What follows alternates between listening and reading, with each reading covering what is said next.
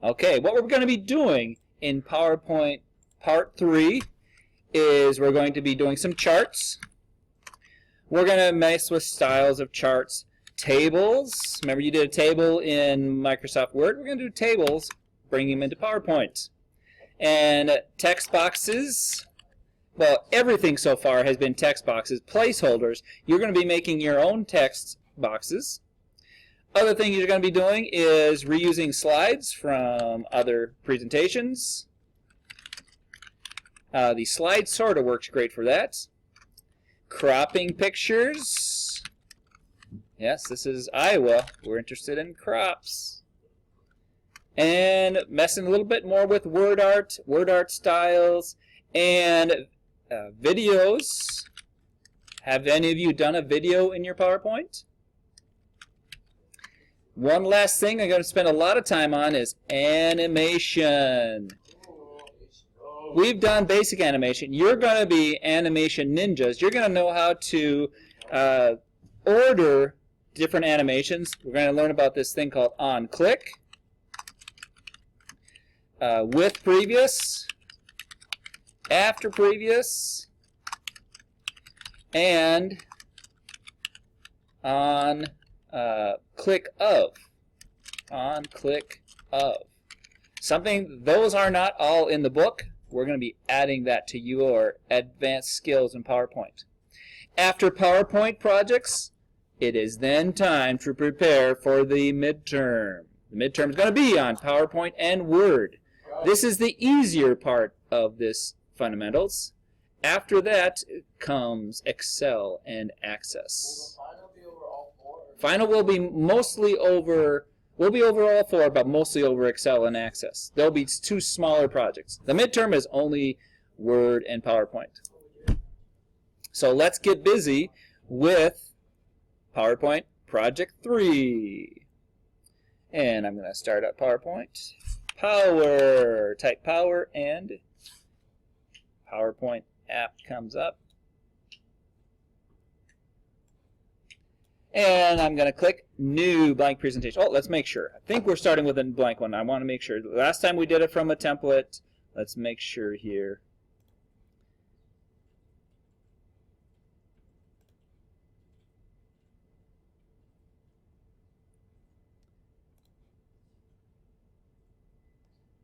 Yeah, we're going to start with the blank one and then apply a built-in theme. We're not going to use a template. We're going to apply a theme. So blank presentation. And immediately before doing anything, let's apply the WISP theme. Remember where we find the themes? Over here under the Design tab. And sadly, they don't have the title showing. You have to hover over them to find the actual name of it. I think it's down, where did it go? It has a little, like a little plant next to it. There's the guy. I think that's a WISP. There we go. I think they're alphabetized, but you don't know without hovering over them. Maybe one day they'll actually have a list of them, or maybe I could just type WISP. Maybe there's already a way and I just don't know. So we apply the WISP theme, and we are going to then apply the style to this very first slide. We're going to change its layout. Even though by default the first slide is always a title slide, we're going to change this layout. Remember how to do that? Home tab, Layout, and you can change it. Title and content. If you only want this part of it, you could leave this here, and when you present it's not going to show. But if you want to delete that placeholder, you can always click on the very edge of it, and then you hit the delete button. It will delete that placeholder. Then we can bring in some cool stuff. We're going to start right away with those charts. Now, you don't have to use the placeholder, although it's there, right there for us. If we just had a blank slide, or we didn't remember this insert chart, you could always do insert chart right there. That does the exact same thing. But since we have the placeholder, let's click on that and choose the chart style. Because we just had lunch and we're ready for some dessert, we're going to choose the pie chart style. Oh, yeah. And the second from the left, the 3D pie. Once I click on it, it shows me what a 3D pie is going to look like, and then I click OK. And now up pops a sample data to go with my pie chart. We're going to be learning how to do this from inside of Excel. And this is actually like a little mini peek into Excel spreadsheet. All we want to do, though, is change the data in that table. I think we're going to change the titles and the numbers. Let's see, what we're going to change the data to. We're going to change the data to 5 sleep stages. This is a PowerPoint presentation about sleep. So I'm going to change that by just clicking on that cell and typing 5 sleep stages.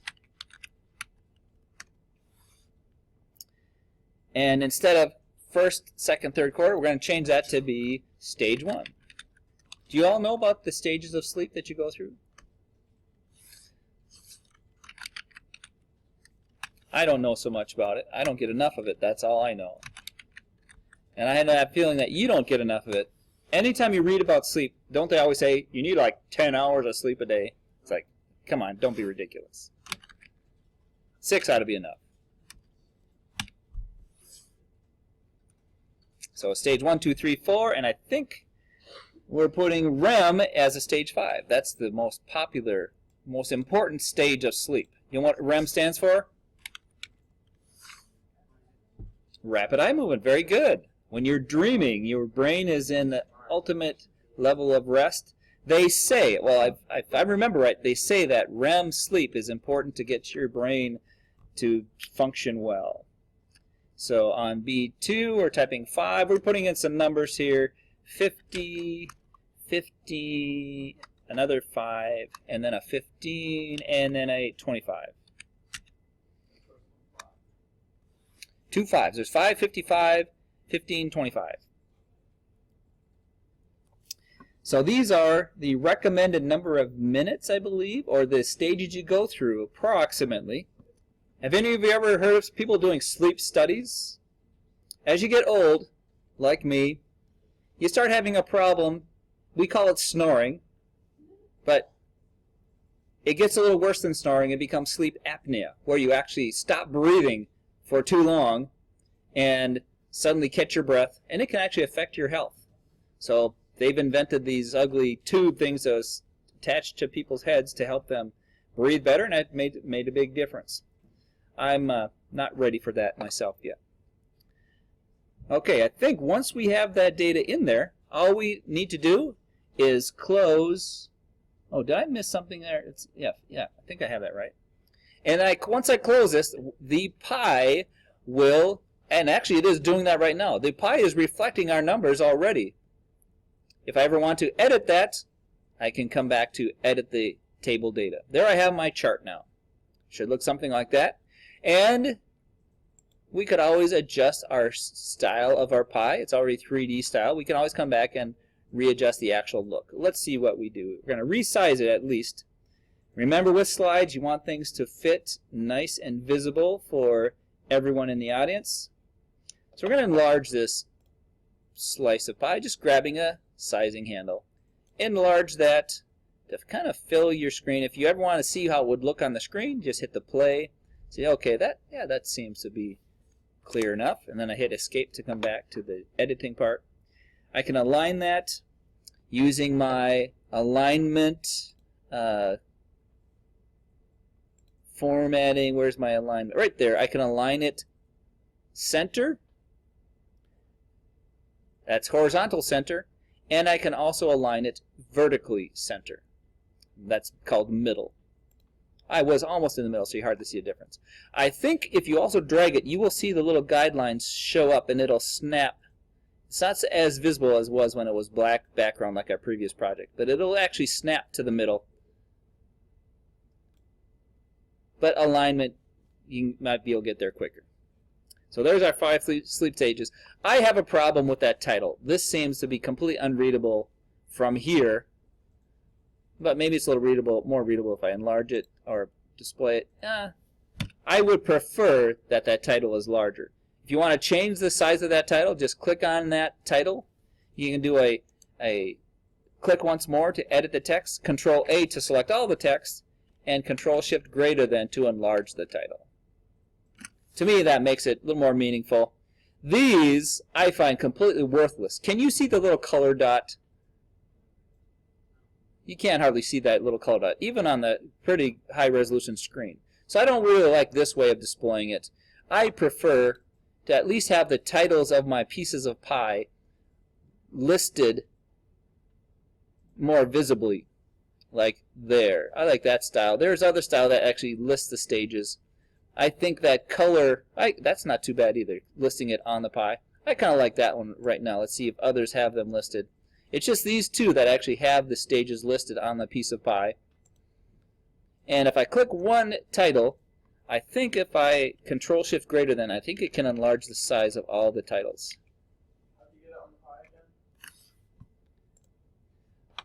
pie again? I selected it, and then I went to the design part and chose that style 8. And then once I had it chosen, I just clicked on one of the names, and see how they all got automatically selected? Now a Control Shift greater than or less than will enlarge the text for all of them at once.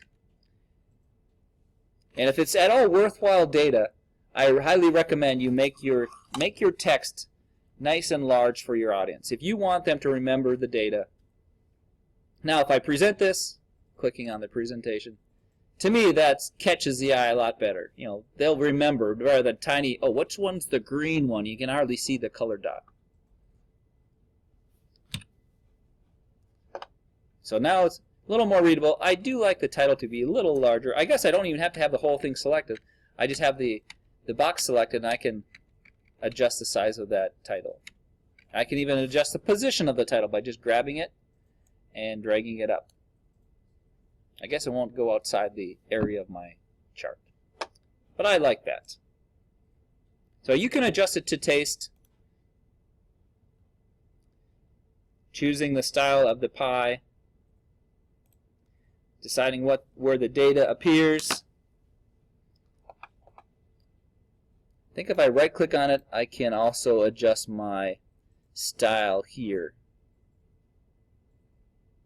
Lots of capabilities. So the right click lets you mess with your data, and I can also adjust my data series and how it appears. I'm not going to worry about that one for this one, but the right click gets you a lot of options, and this lets you adjust your style.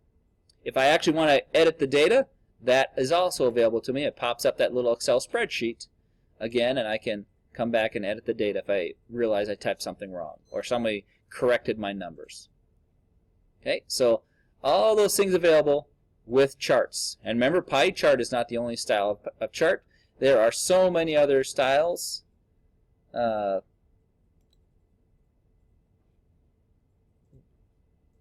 In my there I can choose a different chart type there.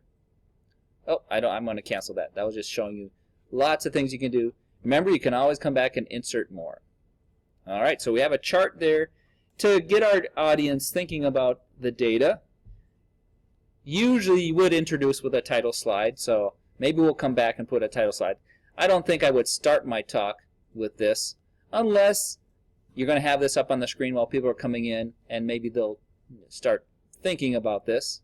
Usually you have an introduction to your subject. Now, as we're on this pie chart, just to know all the things you can do, while it's selected, we also have the formatting of it. Notice all these things over here. I can decide my shape, fill, and outline.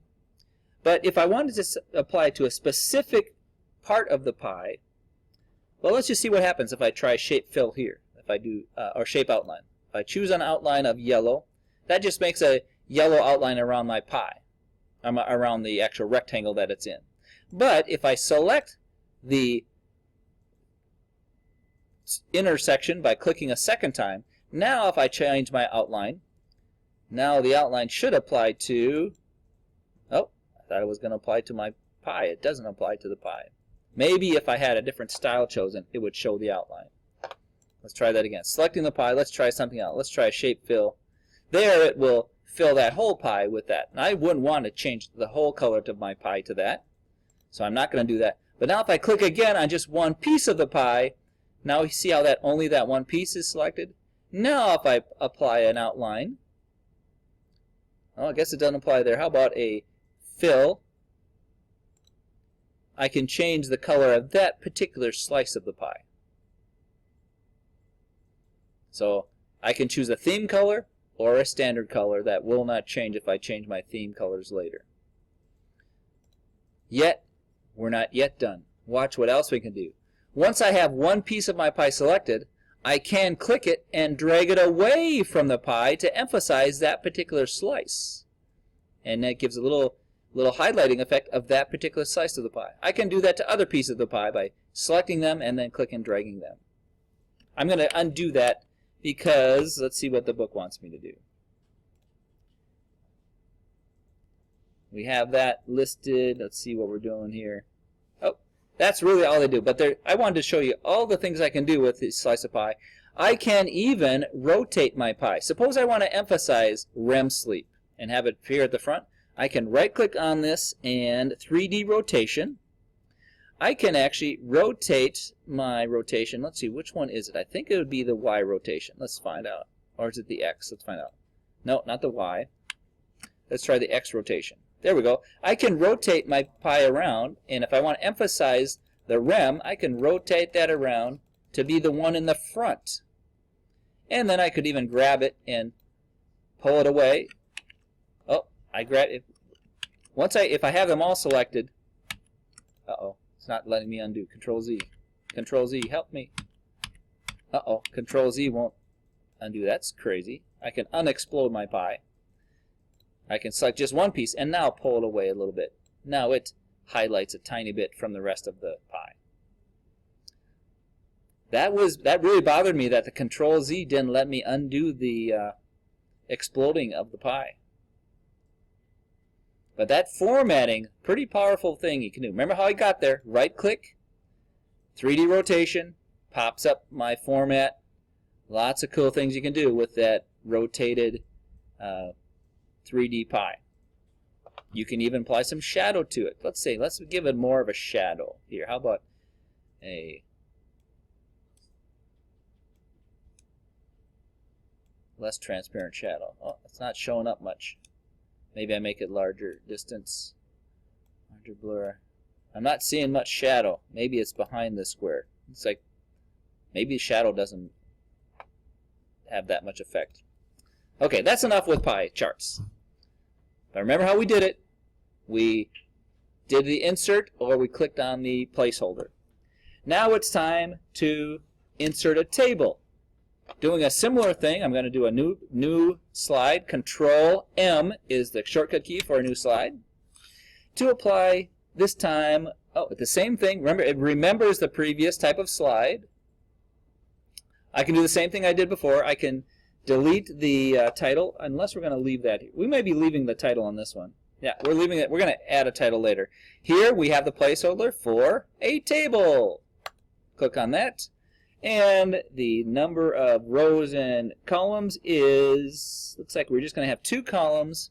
And, yep, we're going to go with 5 rows. Yep, we'll do 2 columns, 5 rows. And, 2 columns, 5 rows, not 5 rows, 2 columns. 2 columns, 5 rows. And now I click OK.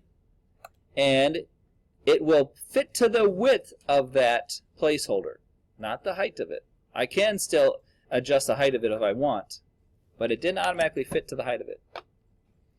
And to enter data in this one, I can just click and type on the different cell. We're going to put age on this one. And I can tab or arrow down. So age, and then I'll arrow to the one below it. 0 to 3 months. Let's see what happens if I hit enter. Oh, I don't want to go another row in this cell. I have to hit arrow down. Enter doesn't do what I want. 3 to 5 years. 14 to 17 years. That's when you need the most sleep. And then 18 to 64. Can you guess what the recommended number of hours of sleep for each of those age groups would be? Recommended minimum hours.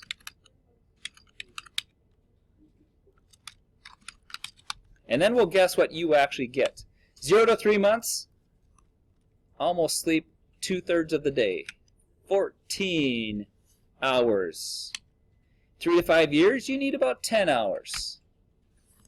14 to 17, 8 hours. And after that, 7 hours. I'm actually managing to get about 7 hours. Try to go to bed around 11, get up about 6. Are you getting that in your college years? My father-in-law would often say he realized when he was in college how little sleep he could actually live on. I would guarantee you he would do better in his courses if he got better sleep, but sometimes that doesn't come to mind. We're going to change the style of this table to the greenish third from the bottom. Or actually about fourth from the bottom. The top row in the medium category, right there. That's the medium style 1, accent 4. If you like a particular style much better, I'll allow you to change the style to something else if you like another particular style, as long as you know how to browse these styles for tables. Medium accent 4. Yeah, medium style 1, accent 4. I'm not sure what the accent means. Accent 4. See how some of these styles assume maybe that first row is not a header row, and that's why you'll see the light style or the plain. Most of the time they assume your first row of data is like a heading to that row.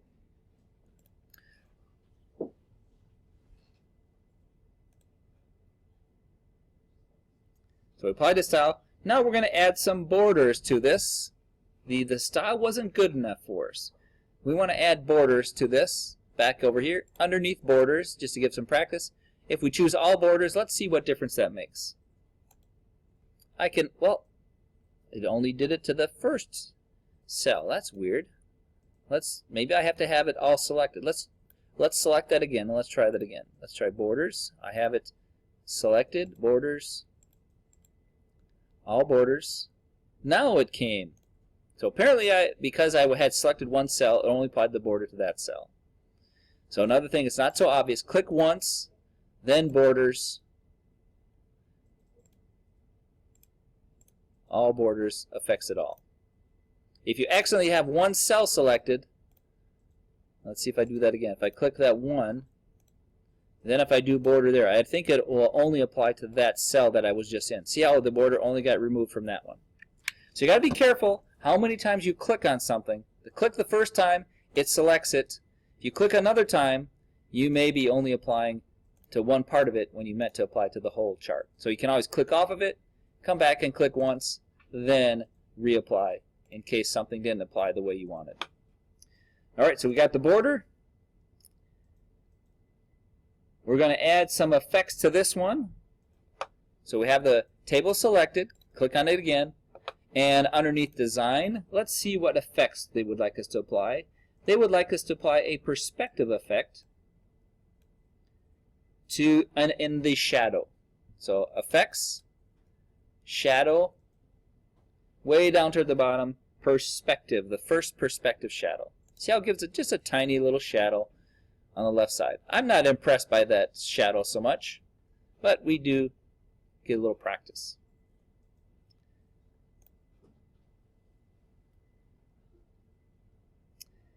Now we realize that we made a mistake here. We need to adjust this. We need a row of, after that, we're going to do 65 plus. We forgot about those retired people. So I can right click on this cell and I guess there's not an insert row below. I guess if I go to the last cell and hit tab, I can add a new row. Or let's see where else I can do that. I can come to that cell and is it over here? There is a new, or is it layout? There we go. Here I can do an insert below left. I thought the right click gave me a insert below, but it only appears on the ribbon with the layout. There I can do an insert above or insert below. I think it's more obvious to go to the last cell and hit tab. That will also give you a new row. And 65 plus is what we want to do here. Can you guess how many hours of sleep 65 and over is recommended? 5. According to the book, it's the same as 7. So why didn't they could have just done 18 plus. I don't know why they had to have another row. Very inefficient use of a table. If it's 18 and over, 7 hours. But we realized we needed another column. We want to have another column that says maximum hours. Apparently you can't get too much sleep. I'm not sure I believe that. Is it possible to get too much sleep? Actually, I don't know. there was one time that I got 23 hours of sleep, and I just felt really confused and disoriented. Yeah. The times I've actually felt it, like I had a flu or something, and I started sleeping, I'd get a headache if I was laying down too long. It makes me more tired. Yeah. So think about that on Saturday morning when you decide to sleep till 12. Does it you feel run down the whole rest of the day sometimes? It's happened to me. So to insert a column to the right, this time it's not so easy to do with a right click, but up here there is insert to the right. But I have to be in the right column to do that. Insert right. And now this one's going to be maximum hours. Maximum. Just click on there and type that, hours. Now here are the maximum hours recommended. 17 hours is about the maximum for a toddler. A child, 13 hours they recommend, about half the day. 14 to 17, about 10 hours is max. And now as you get a little older, they recommend 9 hours as a max, and it does come down to 8 hours. That gives us a reason to have 65 plus be an extra, because it's slightly different, the maximum hours. So apparently when you get old enough, your minimum and maximum get close together. So if you do too much, I don't know. I think as you get older, I see those people in the nursing homes. They're sleeping most of the time. Maybe that's the problem. They're letting them sleep too much. We should tell them about this data we found. Wake them up after 8 hours. Don't let them sit down anymore. One problem I find when I go to Oak Park, they heat those places to so warm. It makes me go to sleep. They're so warm and comfy. And they have the comfy chairs. It's a problem in here even. I realize these chairs in here are too soft. But it's hard when you're having so much with PowerPoint. I don't know. I don't see how anybody could fall asleep. PowerPoint is just so exciting. Okay, for these numbers, we would like to align. I think we're aligning everything in the center. Let's see here. Oh, we're going to align the chart in the center of their page. Let's do that first. I have the chart selected. I can align the chart in the center of my slide, and see how I was inside the chart? I got select the chart once. Now center. Let's see if that works. That aligns everything. That's not what I wanted to do. Let's try this again here. I did something wrong. I want to align the chart in the center of my page. To align the table, oh, I was in the wrong place. I was doing this, and instead alignment is, where did it go? It's in the alignment section. Here, this alignment is what I'm looking for. There we go. Align center with that, and let's see what happens. Now it aligns my table in the center of my slide. I think that's bad though, because look, it's messing up my little graphic on the left. I'm going to undo that. I don't think we really want to cover up the graphics. I'm going to stick where it is. I know how to align its center, but I don't think that makes it look too good. Let's try the align middle. See how that does.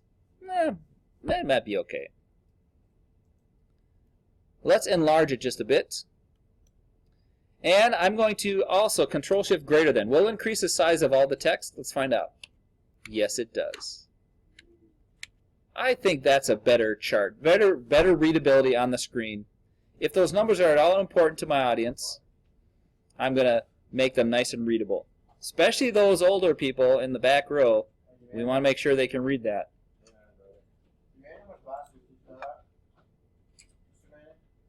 He needs glasses? Yes. He's a blind bat. And he's sitting in the second row. You know, you could sit in the front row closer to the screen, Emmanuel. Would you feel awkward having to sit in the front row? I grew up sitting in the second row in church, and so I feel guilty if I'm not at least halfway up in the rows. But my mom brought a friend to church once, and she was used to sitting in the second row. Her friend was upset the entire time during church. She thought my mom had dragged her to the front row because she needed to be under conviction of something. But it was just my mom's habit of, we sit in the second row. Second row on the left, that was the Manning row.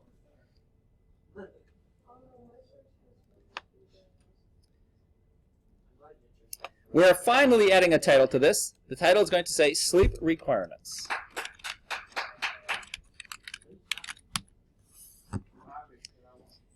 And now we're going to do something exciting with text boxes. We're going to add the source of our information. Right now we're demonstrating the numbers, but who knows, we just might have made these numbers up. We're going to demonstrate where we got our information from by going to Insert Text Box. Right there, Insert Text Box. This lets us now draw a text box where now we're going to type some information in. And the information we're going to type here is source, colon, and I'll zoom in on that for people that need glasses. Source, National Sleep Foundation. Sleep.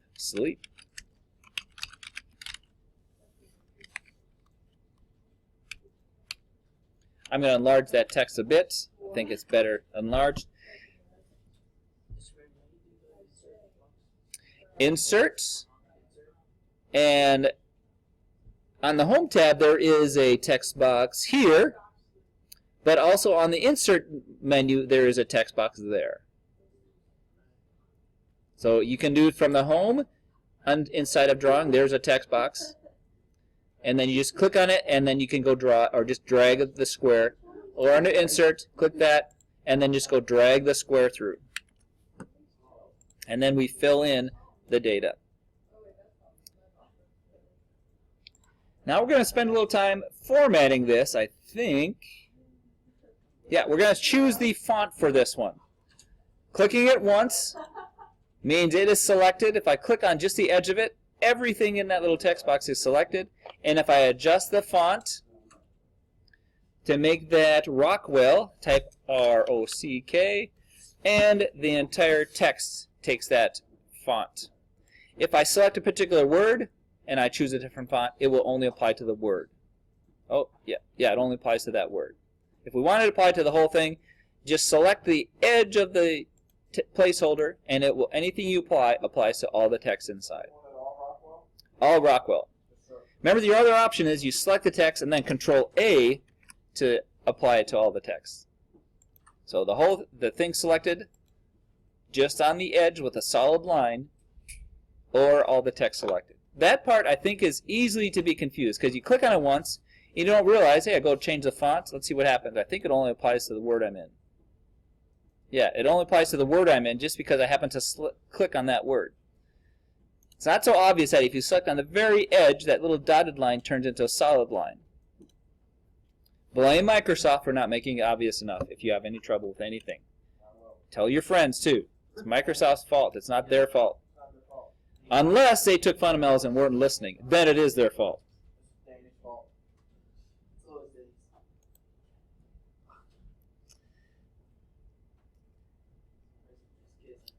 Now we want some slides from... Oh, if you ever want a slide from another presentation, you can always open that. We're going to see if we can get reuse slides for another presentation, which is going to require us to get our PowerPoint 3 project resources. So, here's the plan. We're going to insert slide from a we're going to reuse slides. The problem is I need to have that presentation unpacked so PowerPoint can go find it. So I have to go over to Schoology and find that presentation, the data source for PowerPoint Project 3. So let me Let's go over there real quick, over to Schoology. See who's made it to class. Then we'll go to our class. I'm here. You're here. And then we go to the Student Online Companion.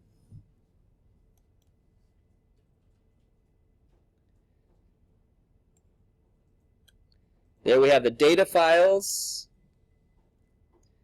Inside of there, there's a PDF.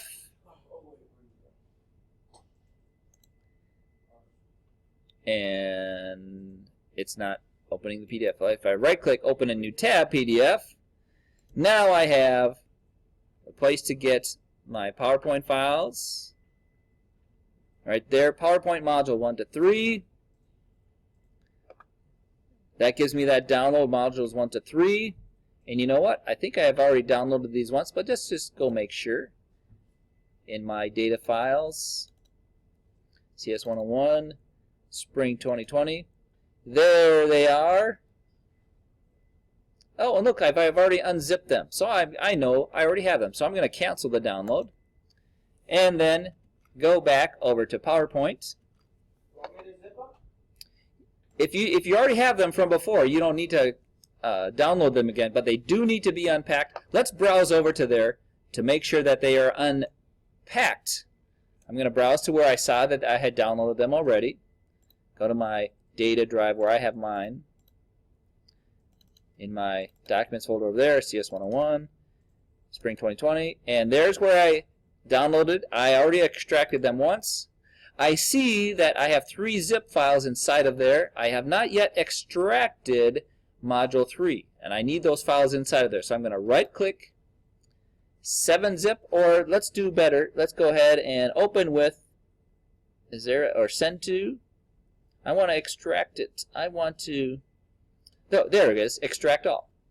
Right-click, extract all, and it pops up this little dialog. Yes, I'm going to extract it to a file of that name, and I click extract, and if all goes well, that file appears, and I can browse down into it, and I see that PowerPoint 3 modules are in there now, and the module folder is where I'm going to be getting the data from. Now I'm ready to go back to PowerPoint and pull in those files, those slides that are going to be in here. How about we do it an easier way? How about we just open this PowerPoint file by double-clicking on it, and all I have to do is click and drag this slide from here to here. Try it again. Oh, I have to enable editing. Now let's try clicking and dragging. Let's see if it'll let me. There we go. And go back to the other one and click and drag it. See how it changed from the theme it was here? It automatically took on the theme of the one in this one. If I want to copy and paste it, I can actually tell it to paste it, preserving the theme, but I think I'd rather change it to my new theme. Did you open the PowerPoint? Right. Make sure to enable editing. Then you just click on this and drag it from one to the other. And it'll appear in this part, in your PowerPoint. So it's just click and drag. You could also do a Control-C, Control-V. You could select them both, Control-C, and then come back here and Control-V. That will do the same thing. But clicking and dragging, I'd say, seems to be the most natural way to bring one from one to the other. Remember that slide sorter view? If this were a slide full of many slides, I can have it in slide sorter view, and there'd be 100 of them here. I could click and drag them from sorter view to my sorter view over here. Now that I'm done with this one, I'm going to close it. I'm done with it. Now I have the reuse slides over here. I could have done new slide, reuse slides, but to me, I think that's less obvious how to do that. Seems to me if you can click and drag it from one to the other, that would be how I would do it. It's clear what you're getting.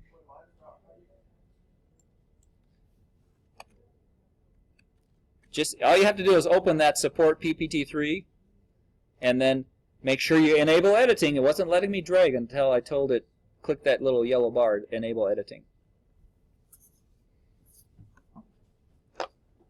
Wow. All right, I think we'll stop there. I think this is a good stopping point because we have not yet saved this, and we've done a lot of work, so we're under jeopardy here. Control S. Save it in your cs101 folder with your name in it. Don't save it to somebody else's OneDrive if they've forgotten to log out. Put your name in there, your last name in there, and then PPT3. And if you want to put in there sleepy time or something about sleep. And then save. What I've been using more these days, I've been using my Google Drive. If I do a file save as, does my Google Drive appear? If I go to browse, no, my OneDrive appears. I do have a Google file. I guess I don't have Google Drive Stream installed on this computer, but that's very handy for cloud-based saving. And the wonderful thing about my Google Drive is I can see it from Google Docs, and it's unlimited space for education. All right, so we'll stop there. We have it saved. We're ready to do more next time. And Danny, if you're listening, we really miss you. You're going to come to class sometime. Riley, hope you had a good basketball time. And everyone else, have a great weekend.